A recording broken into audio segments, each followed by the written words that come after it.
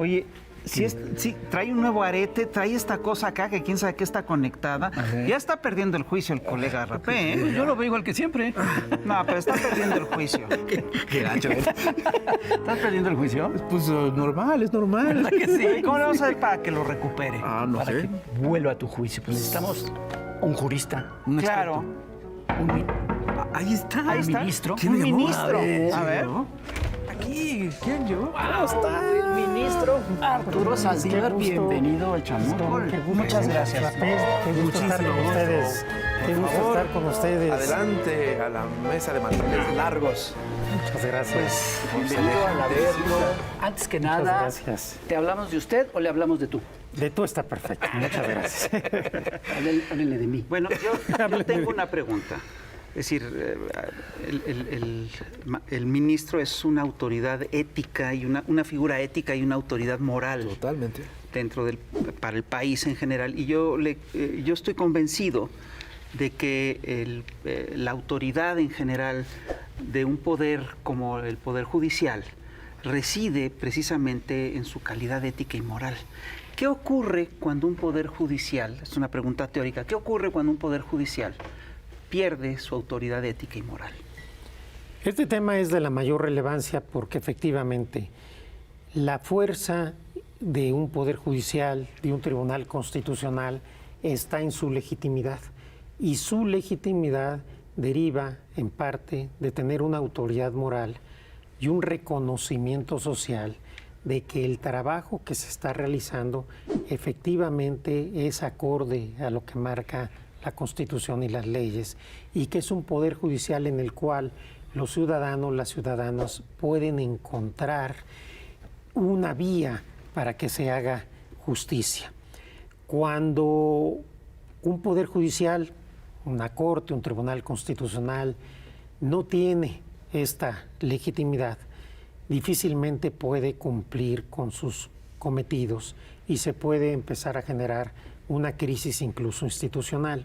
Justamente en 2018, cuando se da la elección presidencial, todas las instituciones, pero también el Poder Judicial Federal, estaban enfrentando un proceso de deslegitimación en el cual la sociedad y la ciudadanía, y así lo hizo en la votación, entendió que había un hartazgo. La sociedad, la gente ya no confiaba en sus instituciones, no confiaba en la clase política que había estado gobernando y votó claramente por un cambio.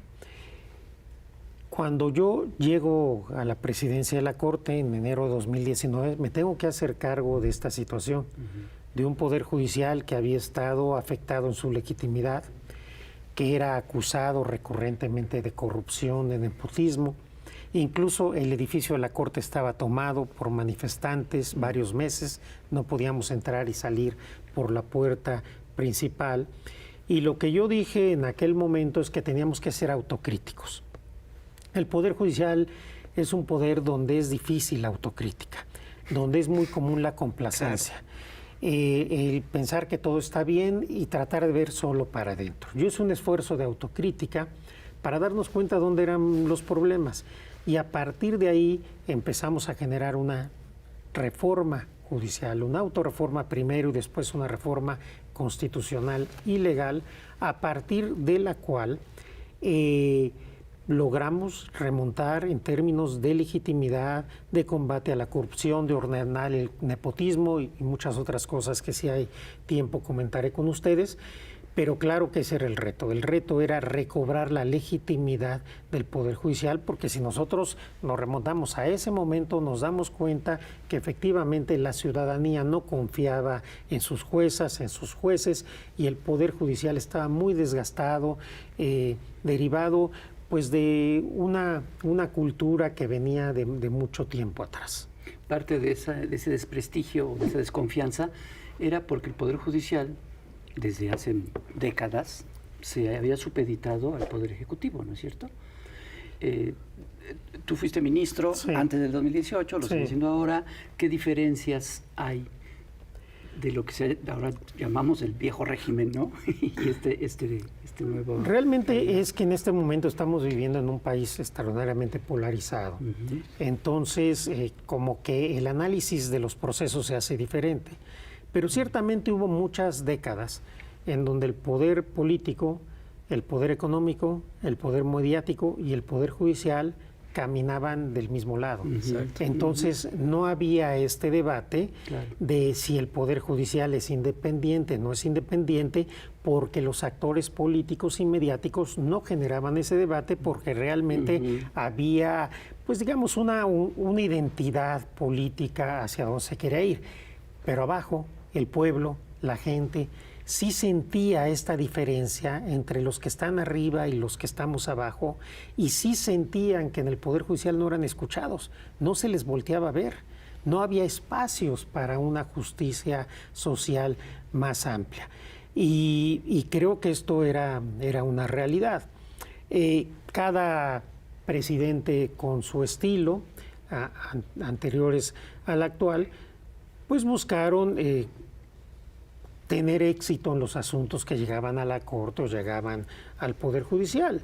Y hoy se habla mucho de que el presidente López Obrador es un presidente que no respeta la independencia porque es muy crítico, digamos, en sus mañaneras en relación con el Poder Judicial, cosa que no es de ahora, así ha venido siendo desde que llegó.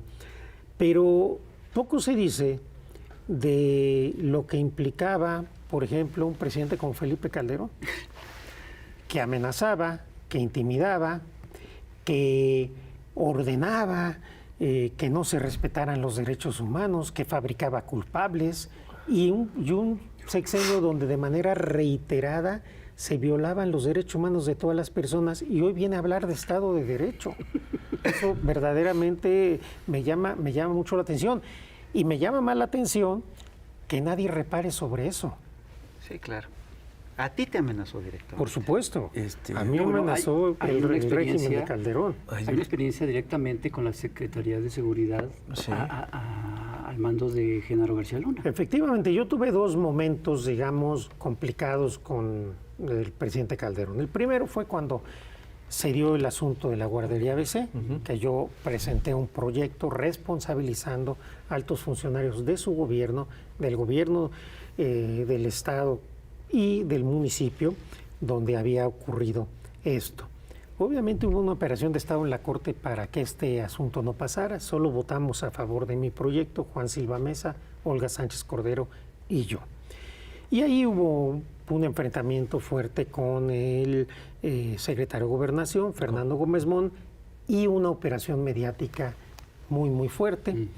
En esa reunión, en esa sesión de la Corte, hubo algunos ministros que leyeron como su dictamen los documentos, los memorandan que nos habían ido a llevar las autoridades. ¿De veras? Sí. Y obviamente que si ustedes ven esas sesiones, se dan cuenta cómo la Corte en ese momento operó para generar una impunidad en ese asunto. O sea, de la Secretaría de Gobernación les llevaron. No, estaba todo el gabinete.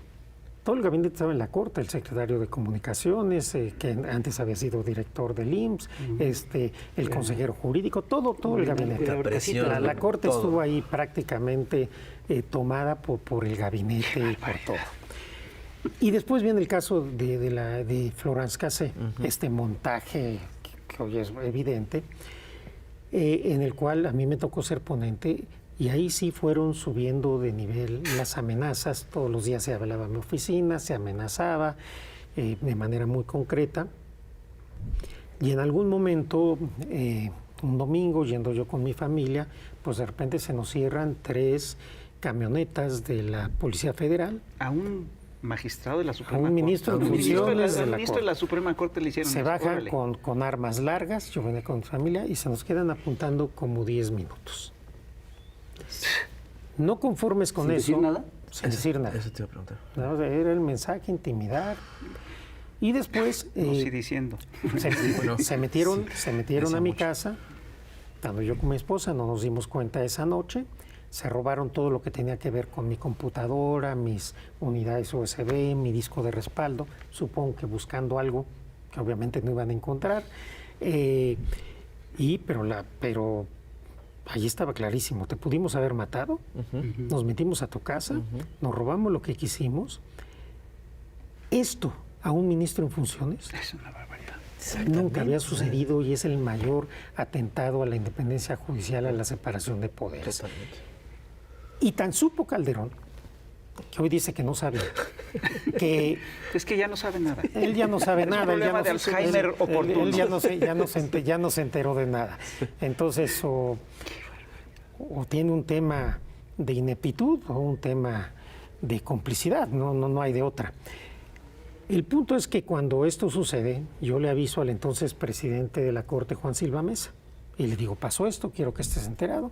Al día siguiente me reuní con todos mis compañeros en la oficina de presidencia de la Corte y les dije, sucedió esto. No voy a denunciar, no voy a salir mediáticamente porque generaría una crisis institucional. Pero hago responsable a Felipe Calderón y a García Luna de cualquier cosa que me pase a mí y a mi familia. Uf. Y ustedes ya lo saben. Y luego se empezó a filtrar por ahí lo que había pasado. Pero ¿por qué Calderón sí sabía? Me llama porque yo le pedí al presidente de la Corte que avisara al presidente de la República que había ocurrido. Me llama, me dice que se había enterado lo que había pasado.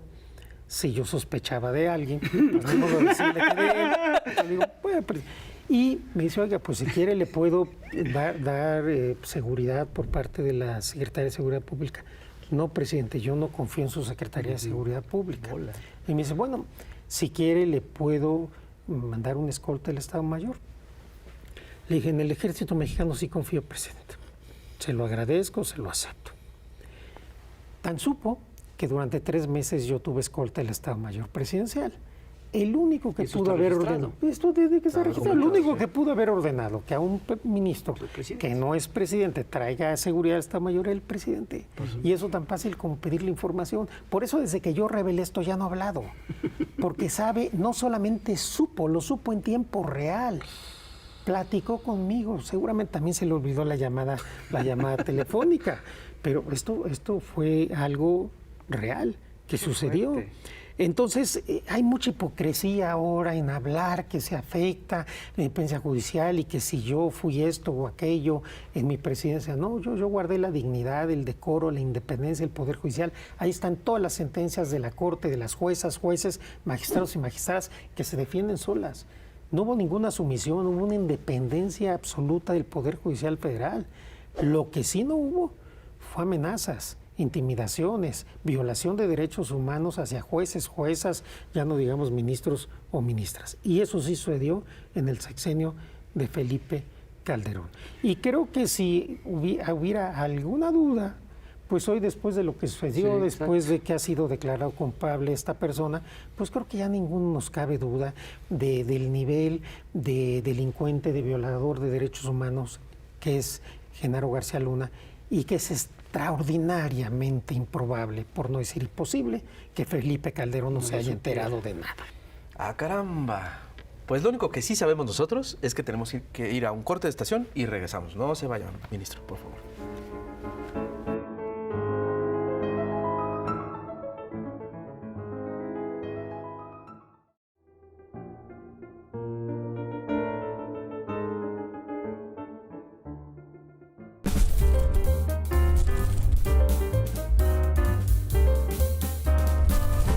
Querido electorado, pero sobre todo electorada, feliz Día Internacional de la Mujer.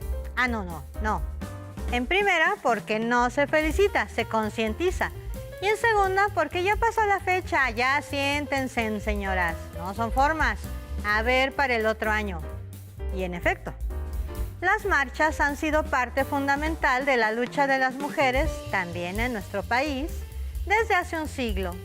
Es a través de estas manifestaciones que exigimos la erradicación de todas las violencias machistas que nos aquejan y son un termómetro de la justicia. Cabe destacar la creación de murales, tendederos, stickers, bordados, el canto, la danza, siempre presentes y simbolizando la lucha de la mujer para dignificar la vida de todas. Las cosas están tan mal que todos los días son 8 de marzo. Contra cada nueva violencia machista, las mujeres no solo marchan, las feministas trabajan juntas. dan refugio, las maestras concientizan, las abogadas crean leyes y protocolos como la ley de acceso, las alertas por violencia de género en las entidades o las leyes con nombre de mujer que mencionamos anteriormente. Ojo aquí, pues algunas no han sido aprobadas aún. La llegada de la primera mujer ministra presidenta de la Suprema Corte de Justicia de la Nación, Norma Piña, creó expectación sobre su proyecto. Dos opciones a elegir: recomponer al Poder Judicial u honrar el estilo Peña, quien la eligió. Parece que en el asunto de la agenda feminista no habrá avances, pues parte de esas violencias machistas es la justicia patriarcal. El Poder Judicial y sus jueces continúan la añeja tradición de la protección a agresores, desde violadores hasta feminicidas. Desatienden en cambio las denuncias, revictimizan a víctimas y a sus familias, y esto sucede en las oficinas y en el mundo virtual de la Internet. Y esa entidad llamada Consejo de la Judicatura Federal es la que vigila y disciplina el actuar de las y los jueces, dicen las buenas lenguas, y su logotipo muy bien diseñado. La realidad muestra que nadie vigila a los vigilantes de la ley. De aquí que no basta con un 8 de marzo. Para erradicar violencias y obtener la vida digna para todas las mujeres y niñas, a seguir denunciando la impunidad mientras la injusticia vulnere desde adentro de los juzgados, con la mirada misógina que castiga a unas y consiente a otros. Chaito.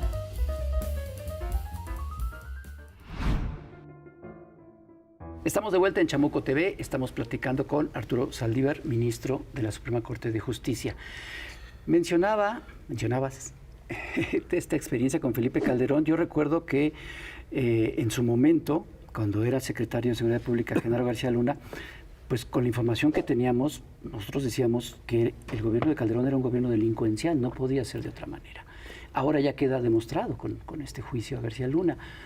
¿Cómo puede trabajar el Poder Judicial con un gobierno así y con estas cosas que nos estás contando? Yo me he referido que el gobierno de Felipe Calderón fue el crimen institucionalizado.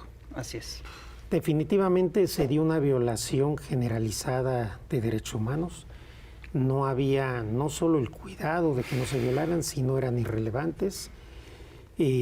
Muchas desapariciones forzadas, mucha gente que fue privada de la vida en operativos, una guerra absurda en donde casi no había heridos, había solo muertos, donde tenían un testigo protegido, secreto o anónimo que había estado en todos los asuntos de todos los carteles, y en la misma persona, que no sé al final si existía o no, era el testigo que estaba en todos los juicios. Pero también una cosa, esto no hubiera sido posible si no hubiera habido sentencias del Poder Judicial que avaló esas violaciones a los derechos humanos. Por eso cuando yo llego de ministro, trato de empezar a hacer diferencia para generar criterios distintos. Y a partir de ahí es que empezamos a tener un debido proceso en México y empezamos a tener resoluciones de la Corte y de los jueces garantistas que protegen a las personas de estas fabricaciones, de la tortura, de tanta injusticia, porque nuestro sistema penal es profundamente injusto. Hay miles de personas inocentes en la cárcel y la mayoría de ellas son pobres. Y cuando se trata de mujeres es todavía más crítico, más lamentable, más triste, porque tenemos un proceso penal y un sistema carcelario muy descompuesto. Tenemos que hacer muchos esfuerzos para tratar de revertirlo, pero creo que particularmente en esa administración se hizo un daño tremendo a la justicia, al Estado de Derecho, a la vida, a la dignidad de millones de personas en México. Y perdón, ¿cómo fue, haciendo una comparación, si se puede, después con el gobierno de Peña Nieto? ¿Cómo calificarías el gobierno de Peña Nieto en su relación con el Poder Judicial? La verdad que el presidente Peña Nieto fue muy respetuoso del Poder Judicial, era muy cuidadoso de las formas. Lo que él hizo, y además tenía todo el derecho, es generar un buen equipo de abogados, litigar bien sus asuntos, cuidarlos, tuvo una consejería jurídica, la verdad que funcionaba muy bien. Entonces él, digamos, su idea con el Poder Judicial es: yo busco obtener mis sentencias favorables a lo que hacemos a través de una buena defensa y una buena relación armónica y educada con el Poder Judicial. La verdad es que creo que todas y todos los ministros de aquella época llevaron una buena relación con él. Él fue alguien muy, muy cuidadoso. También hay que decirlo, pues, que era un momento de status quo. Sí, claro. El problema y los enfrentamientos se dan cuando viene una transformación como la que se generó en 2018, cuando toda una clase política desaparece prácticamente del mapa y cuando llega una nueva forma de ver y entender la política y al país. Ahí es donde es lógico que surjan desencuentros. Sí, pero, el tema es crucial, creo yo, porque justamente en estos procesos de transformación hay aparatos institucionales que cambian con facilidad, pero hay otros que no, hay otros que se resisten. ¿Cómo? Históricamente hay tres aparatos históricos, hay tres aparatos de poder que han resistido a los cambios y las transformaciones. Uno es el aparato de policía. Otro, curiosamente, son, digamos, es el aparato de relaciones exteriores, todo el aparato de embajadores y todo eso. Y esto es histórico, pues. Pero el más importante, porque es además uno de los poderes formales, es el Poder Judicial. El Poder Judicial tiende históricamente a tener fuertes vínculos y compromisos con el régimen que se va y tiende a no simpatizar con los regímenes que se renuevan. Eso es muy cierto. Y adicionalmente, por naturaleza, los poderes judiciales son conservadores, es decir, no son afectos al cambio. Están ya habituados a una manera de hacer las cosas y es muy difícil. Y claro, cuando viene un cambio, lo que tú dices es cierto. Los poderes judiciales, no solo en México, en cualquier país donde se da una transformación, están muy vinculados a los grupos del pasado, porque de ahí vienen y con ellos han trabajado. Por eso durante mi gestión traté de hacer una autocrítica y una renovación y una transformación en la cual el mismo Poder Judicial se diera cuenta que no podíamos seguir como estábamos, porque nos estábamos quedando desfasados de una nueva realidad y estábamos muy alejados de la gente. Y por ello uno de los esfuerzos que hicimos fue tratar de acercarnos a la gente con nuevas políticas de comunicación, con menos formalismo, para tratar que la gente entendiera cuál es la importancia para ellos de que haya un Poder Judicial que pueda defender tus derechos. Oiga, señor ministro, entonces esto es, con todo lo que acabas de mencionar, ¿es posible una reforma judicial pronto, precisamente con la nueva realidad? Nosotros hicimos una reforma judicial muy ambiciosa, que fue lograda gracias al apoyo del presidente López Obrador y de otros actores políticos en el Senado y en la Cámara de Diputados, pero que siempre lo dije, era una reforma al Poder Judicial Federal, una reforma para que el Poder Judicial pudiera combatir de mejor manera la corrupción, el nepotismo, pudiéramos avanzar en la igualdad de género, pudiéramos tener una defensoría de los pobres que ayudara a la gente más pobre. En 4 años liberamos a más de 44,000 personas en la defensoría, esto nunca se había hecho. Un nuevo perfil de jueces, sacar la justicia digital, que toda la gente hoy a través de internet pueda tener acceso, consolidar la reforma judicial en materia laboral, etcétera. Eso lo hicimos con mucho énfasis, porque era muy, muy importante generar todos esos cambios. Pero siempre dije que no era una reforma de la justicia. Claro. ¿Qué requiere una reforma de la justicia? Requiere primero una reforma, un gran acuerdo nacional para reformar toda la justicia local. Porque ahí está en la mayor caso.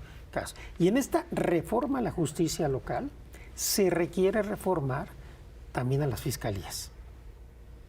Adicionalmente, adecuar los códigos en todas las materias, sobre todo materia penal y familiar, a la modernidad. Y también hacer una reforma sobre la abogacía. En todas las ecuaciones, los abogados y las abogadas quedan afuera. Tenemos que elevar el nivel técnico y el nivel ético Exacto. de los abogados y las abogadas, Claro. porque ellos son parte del problema. Exactamente. Ellos son parte también. A ver, para que haya jueces y magistrados corruptos es porque hay abogados y abogadas corruptas. Y ese es una reforma a la que nadie le quiere entrar. Entonces sí, creo que tendríamos que avanzar hacia una reforma de la justicia.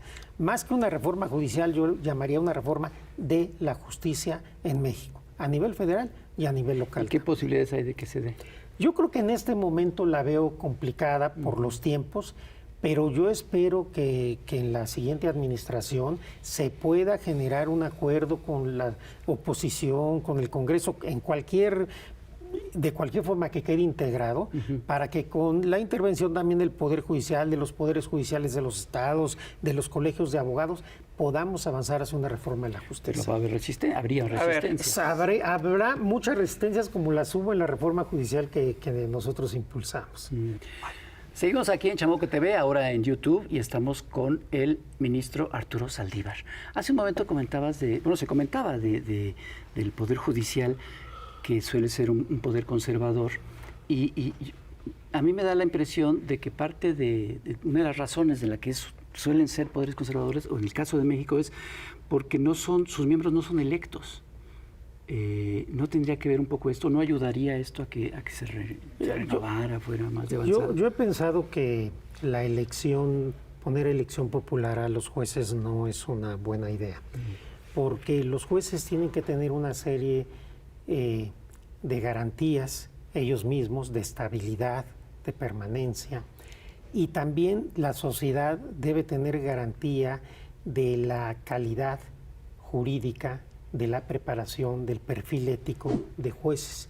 Por eso nosotros apostamos en el Poder Judicial Federal a fortalecer la carrera judicial. Formamos una escuela judicial de excelencia donde tenemos estándares muy altos y donde todos los cargos del Poder Judicial jurisdiccionales hoy se concursan. Creo que ese es un mejor esquema. El tema de que los poderes judiciales sean más conservadores es general, es en todo el mundo, es parte de la naturaleza, de la propia función judicial, que en principio no tiene la dinámica que tienen los poderes propiamente políticos, como es el Ejecutivo, como es el Congreso, que son poderes propiamente que entran en la contienda política.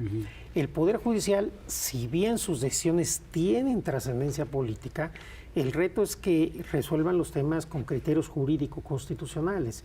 Y entonces ahí es donde la legitimidad del Poder Judicial se da primero con que tenga una autoridad moral, un reconocimiento social, pero también con que sus decisiones estén suficientemente argumentadas. Es decir, que sean convincentes, que puedan ser opinables, pero no arbitrarias. Entonces, creo que más que buscar un esquema en donde pudiéramos correr el riesgo que llegara la gente no más idónea, cuando de lo que se trata es que los jueces defienden los derechos de la gente, creo que si seguimos fortaleciendo la carrera judicial federal y si llevamos este esquema a los estados, se puede avanzar mucho.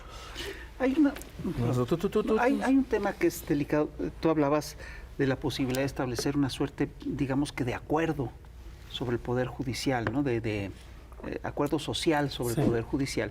Y esto es algo que sí se logró, creo yo, en México, en la República Restaurada, donde tenías un Poder Judicial constituido, es cierto, en aquella época primero se votaba por ellos, ¿no? Pero además tenías un Poder Judicial constituido por figuras éticas intachables que venían de luchas complicadas que estaban vinculadas al pueblo mexicano. Tenías a Ezequiel Montes, y Luis Ignacio Vallarta, Guillermo Prieto, Ignacio Ramírez, Vicente Riva Palacio. Es decir, ¿se podría regresar a un esquema así? Yo creo que ese momento histórico es difícilmente repetible. Con ellos teníamos unas figuras, Juárez, teníamos unas figuras de un nivel extraordinario. Entonces, ahí sí, pues prácticamente quien fuera podía ser, entonces se llamaban magistrados de la Corte, jueces, legisladores, secretarios, de lo que fuera. Pero aunque no tenemos hoy pues ese nivel de figuras, incluso creo que la clase política mexicana está pasando por una crisis importante de falta de liderazgos en términos generales. Lo que sí creo es que debemos impulsar un acuerdo social de reflexión sobre la justicia.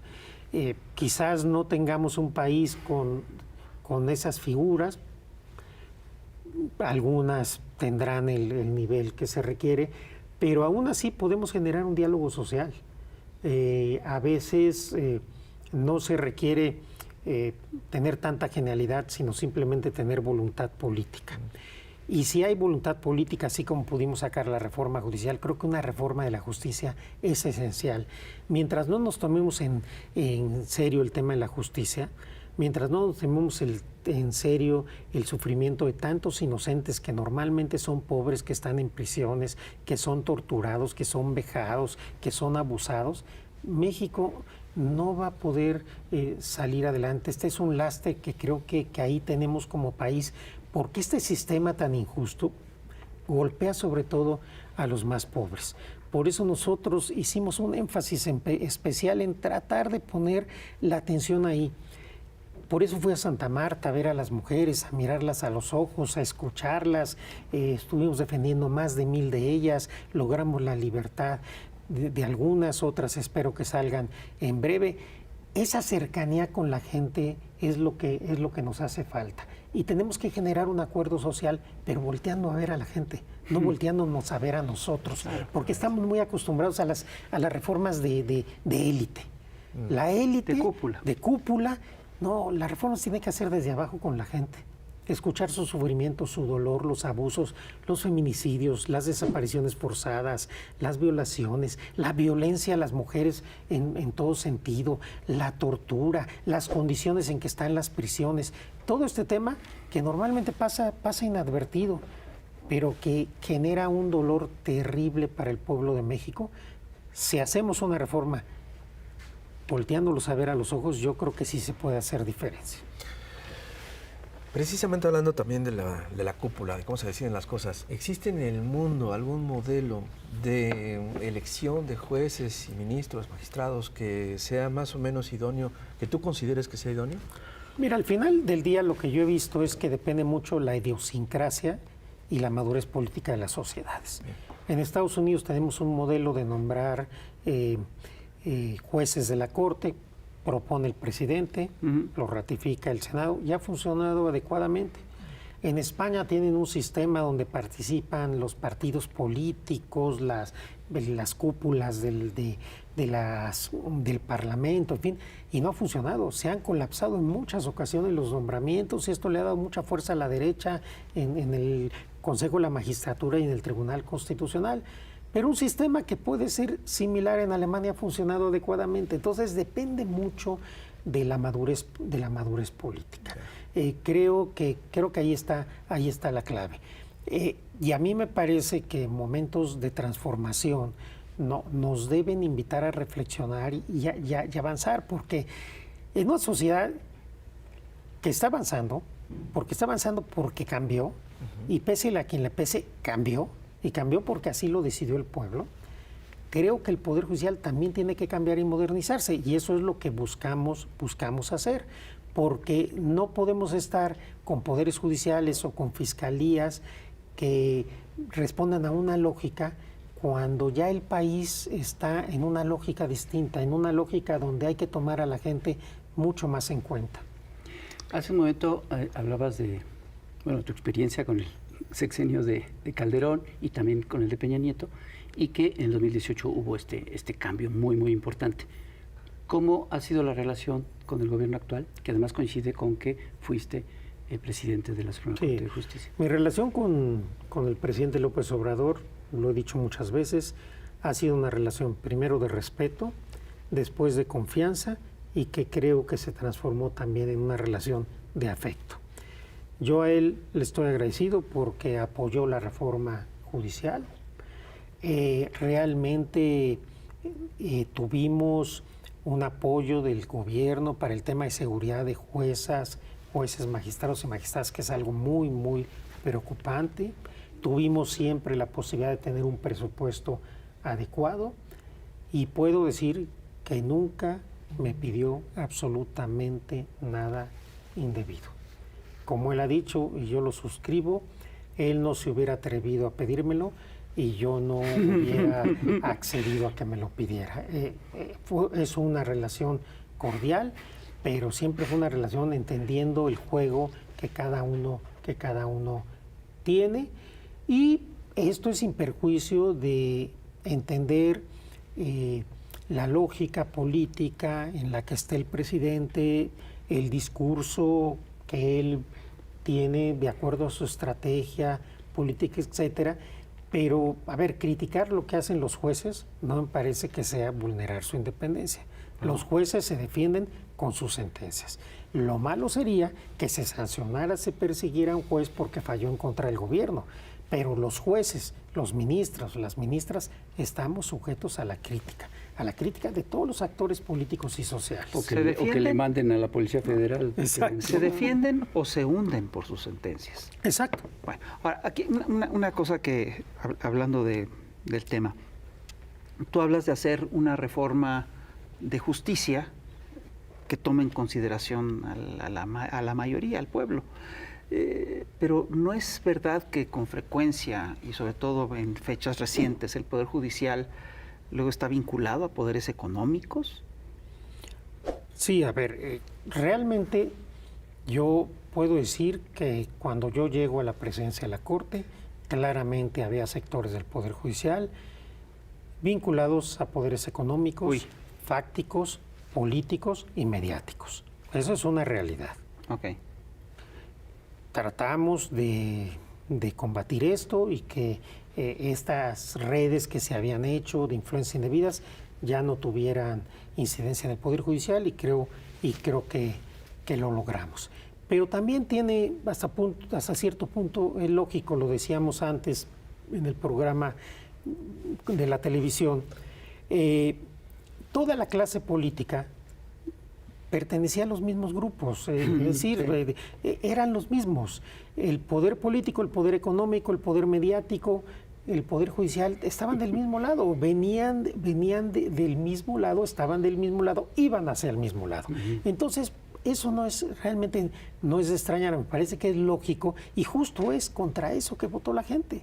La gente dijo, ya basta, requerimos instituciones más limpias, más honestas, más cercanas, más honorables. Pero ¿de qué manera, si pudieras dar unos ejemplos específicos, se combatió eso? Mira, había dos fenómenos muy extendidos. Uno es la corrupción, otro es el nepotismo. Se decía que el Poder Judicial era la gran familia judicial, el poder familiar de la Federación. Había algunos jueces magistrados que tenían más de 20 personas en su juzgado. Y estos nepotismos no era mal visto, culturalmente era aceptado. Fue lo más difícil de combatir, hacerle entender a la gente que eso no era sano. Se generaban injusticias para otros servidores públicos que querían ascender y no tenían familiares, y se generaban redes de influencia y de poder. ¿Qué hicimos? Ordenamos el nepotismo.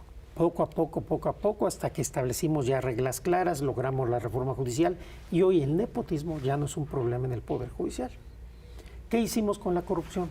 Durante el primer año de mis 4 años, dijimos cero tolerancia a la corrupción y tomamos decisiones de suspensiones, de destituciones de jueces magistrados. A partir de ahí, mi política no fue vamos a seguirnos siendo una presidencia de la Corte punitiva, sino a partir de ahí que logramos un cambio cultural. Quienes estaban acostumbrados a juzgar y a actuar con toda libertad, sabiendo que no había consecuencias, supieron que ya había consecuencias. Entonces eso hizo que ya hubiera cosas que no se atrevieran a hacer.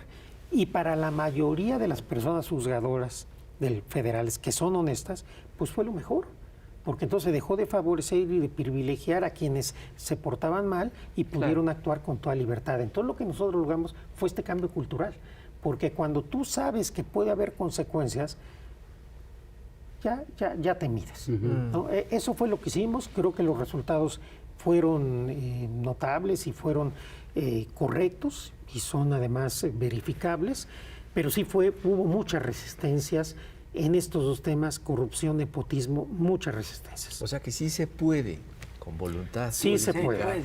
Tener esa control, ¿sabes? No se puede uno hacer como que de la vista gorda. Yo creo que sí se puede hacer diferencia, no solo en el Poder Judicial, en cualquier instancia. Sí, claro. Se requiere voluntad política, se requiere tener valentía para asumir los costos Y también un poco de talento, porque si tienes voluntad política y valentía, pero no sabes a dónde vas, pues nada más no surten las cosas. Pero claro, yo estoy convencido que los cambios son posibles.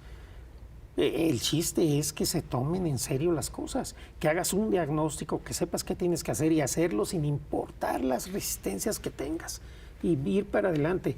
Yo en esos 4 años pagué muchos costos políticos. En el ala de la derecha, todos los días hasta hoy, se me insulta, se me dicen 1000 cosas. Me difama, etcétera. Yo lo asumo, porque yo creo que hice lo que tenía que hacer y yo estoy tranquilo con mi conciencia. Hice lo que tenía que hacer y no privilegié quedar bien con ciertos grupos para no cumplir con mi obligación. Y mi obligación era renovar el Poder Judicial. Para eso llegué y traté de hacerlo. Corrí todos los riesgos, creo que logramos resultados y ahí está, todo lo que hicimos estos 4 años, los 4 años que yo fui presidente, puede ser acreditado en datos duros de que realmente se hizo diferencia. Pero ahora hay una nueva etapa en el Poder Judicial, ¿qué te parece? ¿Cómo la ves tú? Yo tuve ya mis 4 años en que fui presidente, tomé las decisiones que consideré que fueron las correctas. Hoy está la ministra presidenta Norma Piña, le tocará a ella tomar sus decisiones. Yo voy a ser absolutamente respetuoso de lo que ella decida, de lo que ella haga.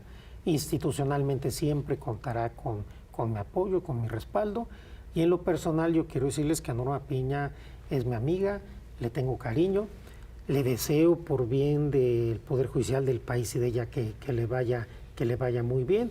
Pero yo tomé la decisión de no opinar sobre su administración porque me parece que es lo correcto, es lo decente. Creo que cuando tú ya no estás en un cargo y te pones a criticar a quien llega, no, éticamente no me parece que sea aceptable. Yo tomé las decisiones que tomé cuando a mí me tocó.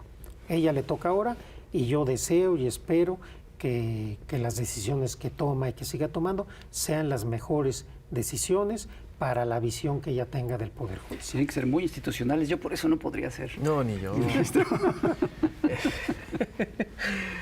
Pues señores y señores, ¿qué? No, pues yo le quería preguntar al ministro, ¿qué se siente ser una estrella del TikTok? No, ¿cómo fue?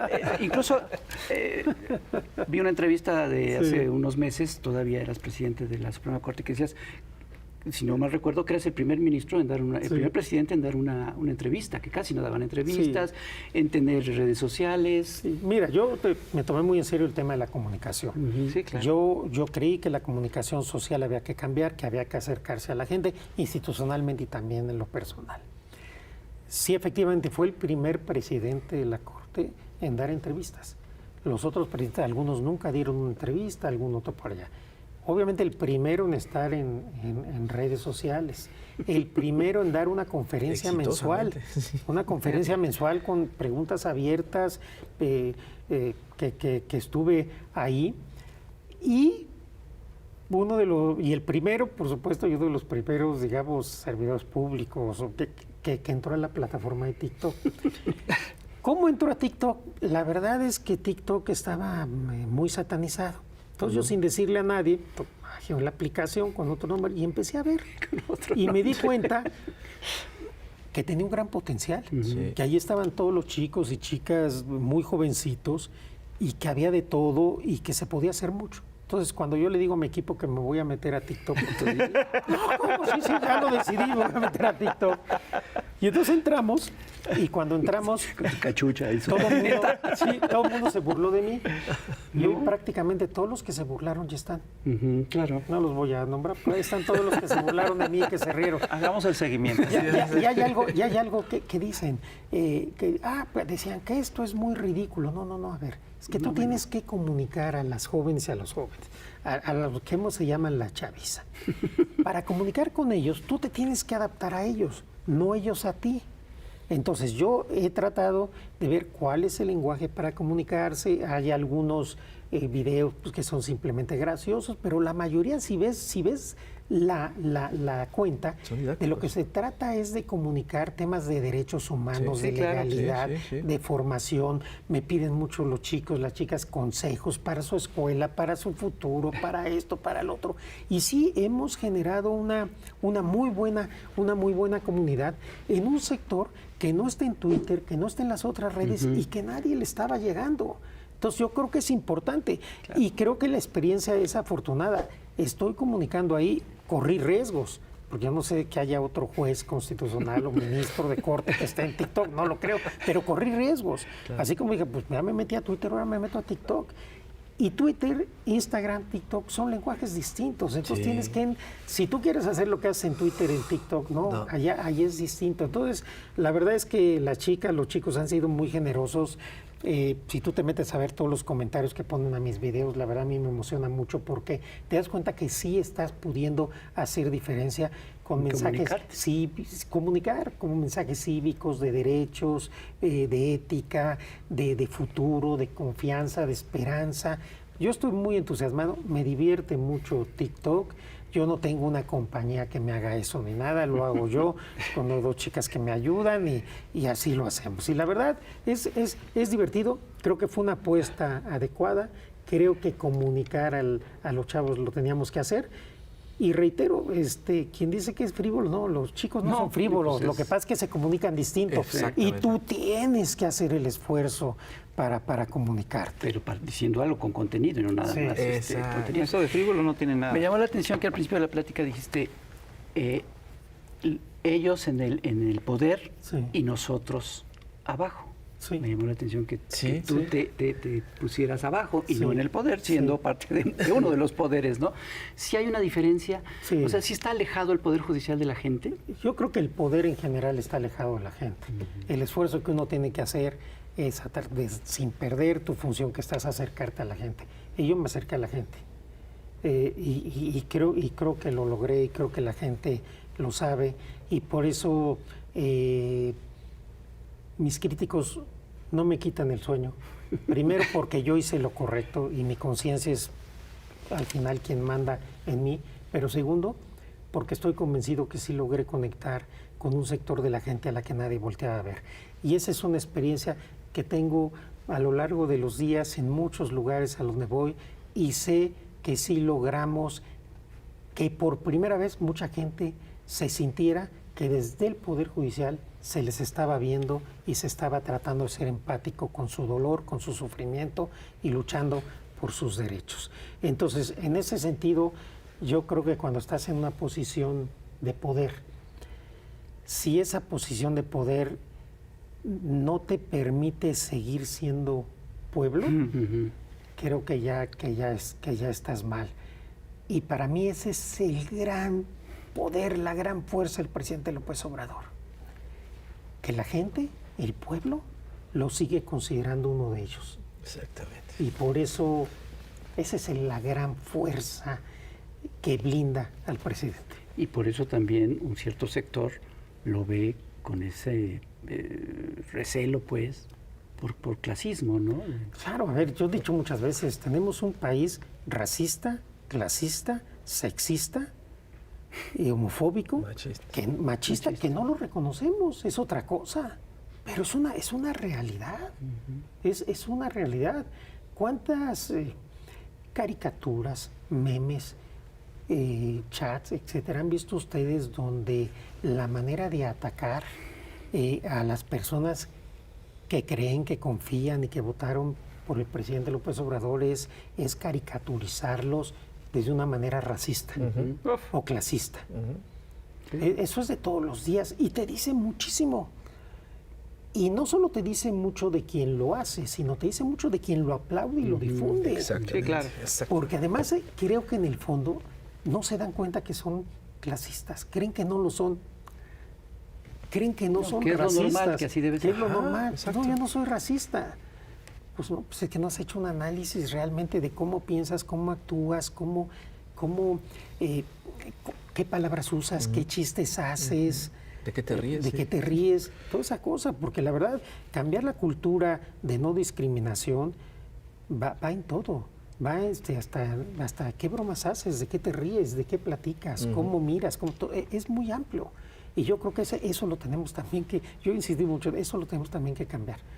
Todo, en las mujeres, en las personas de los pueblos originarios, el tema del color de piel, creo que hay un racismo tremendo, clasismo, sexismo, machismo, como dices, eso a mí no tengo la menor duda, pero lo grave es que no nos asumimos como un país que lo somos. Cierto. Pues después de TikTok, lo que seguía era venir al Chamuco. Sí, tenemos que tomar clases, señores. Muchísimas gracias. Al contrario. Que hayas venido. Gracias a ustedes. Yo quiero decirles que desde hace muchos años los admiro mucho, los disfruto mucho todos los días, sus cartones, y les deseo mucho éxito.